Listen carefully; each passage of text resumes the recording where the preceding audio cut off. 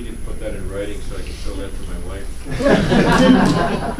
Appreciate the comments, and just a minor correction, my executive assistant is Natasha Entwistle, not in right. But she has helped pull this together, and I appreciate the fact that you all responded and participated as you did. I want to just respond briefly to just a few points that were made, and I begin with the question that was asked over here. And I'm not sure where it's gone now, but the question is whether there has been progress. Has there been progress in the brief time since the Canadian Council of Social Development issued its report? And the answer is yes, there has been.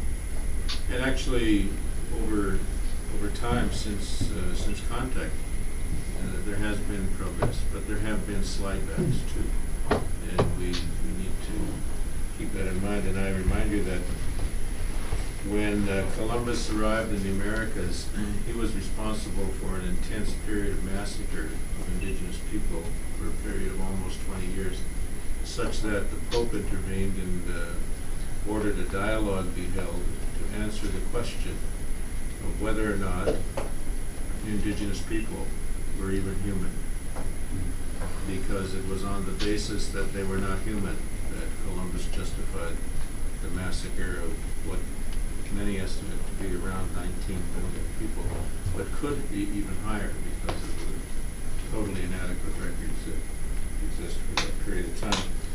And that's documented in a historian of the time by the name of Bartolomé de las Casas, who participated in that dialogue.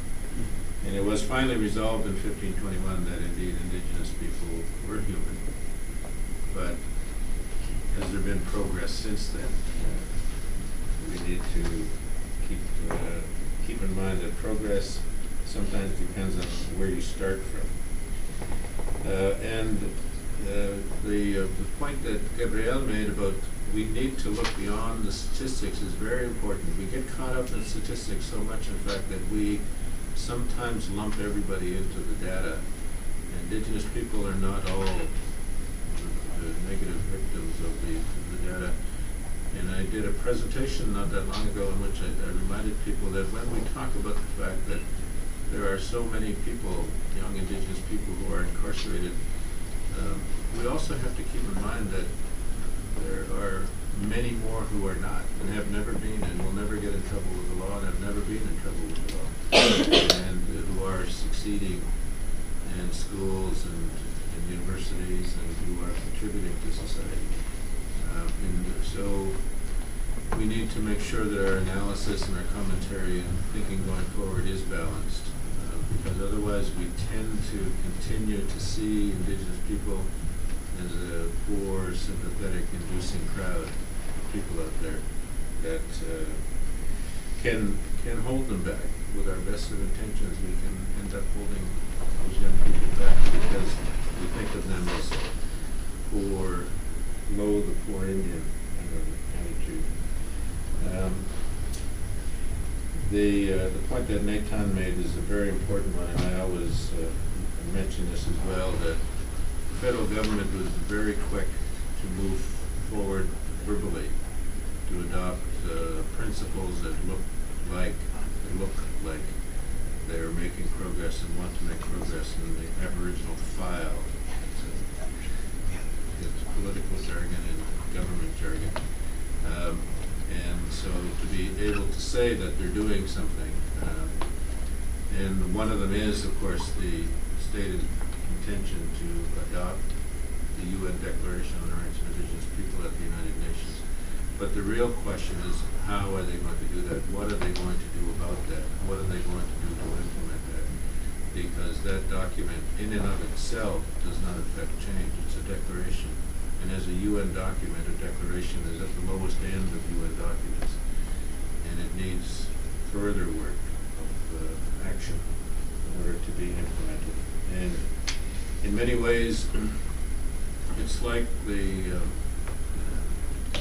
a tool of convenience. We take it out, we trot it out, we use it in order to say that we adopt it, we like it, we're going to go with it.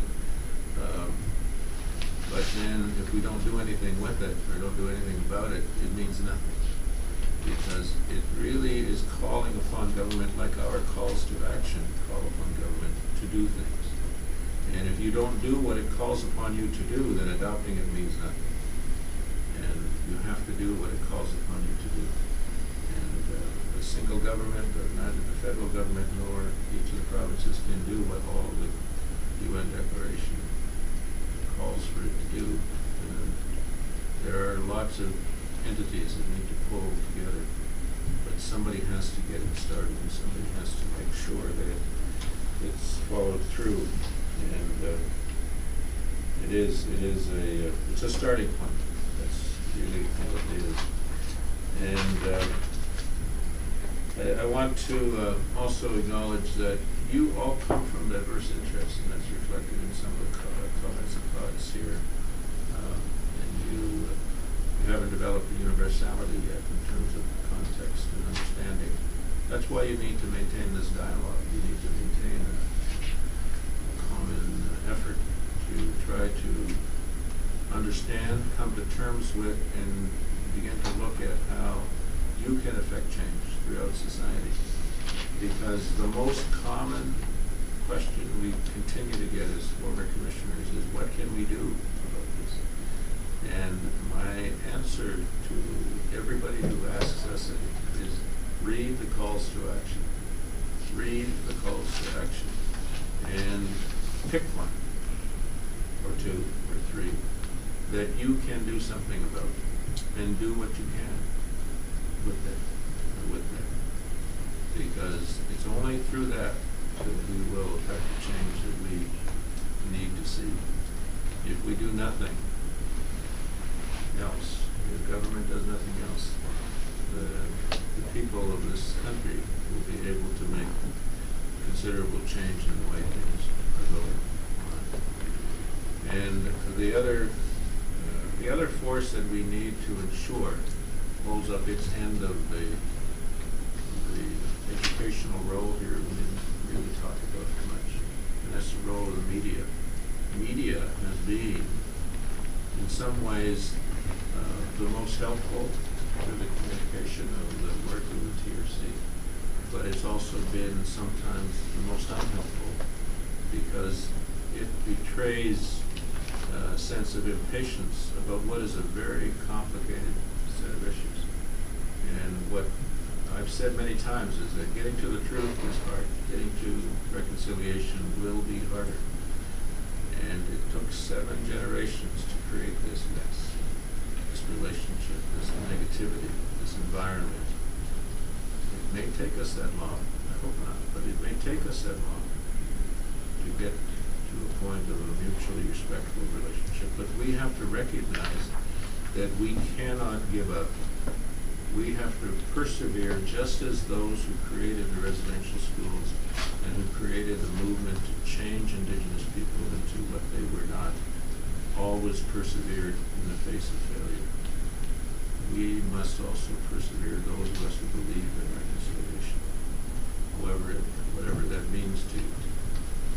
But keep in mind that if you do not, at the end of the day, end up with an improved relationship in this country with Indigenous people, you're not achieving reconciliation, you're just serving your own needs. And that's not what this is about. Thank you.